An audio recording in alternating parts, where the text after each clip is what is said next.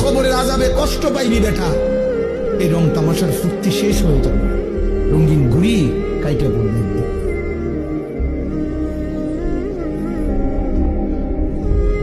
রঙিন ঘুড়ি একদিন কাইটা পড়বে, এই চুলের পেখম একদিন কেউ দেখবে না।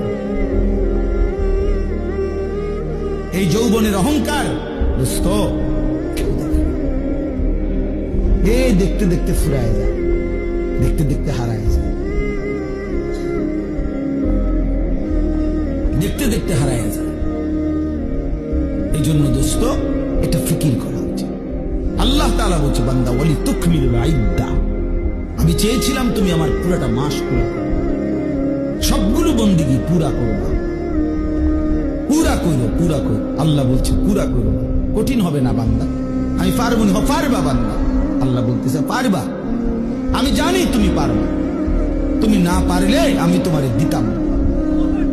লা ইউকাল্লিফুল্লাহু নাফসান ইল্লা উসআহা, আমি আমার বান্দার উপরে সাধ্যের অতিরিক্ত কিচ্ছু চাপাই না, কিচ্ছু চাপাই না, কিচ্ছু চাপাই না। আল্লাহ তাআলা কোনো বিষয় কঠিন, কি পরিমাণ ইহসান কারণ করছেন আমরা কিতাবে পড়ছি। আল্লামা ইমাম ইবনুল কাইয়িম আল জাওজি রাহমাতুল্লাহ আলাইহি বলছেন যে আল্লাহ সবচেয়ে বেশি কোন ইবাদত করতে বলে?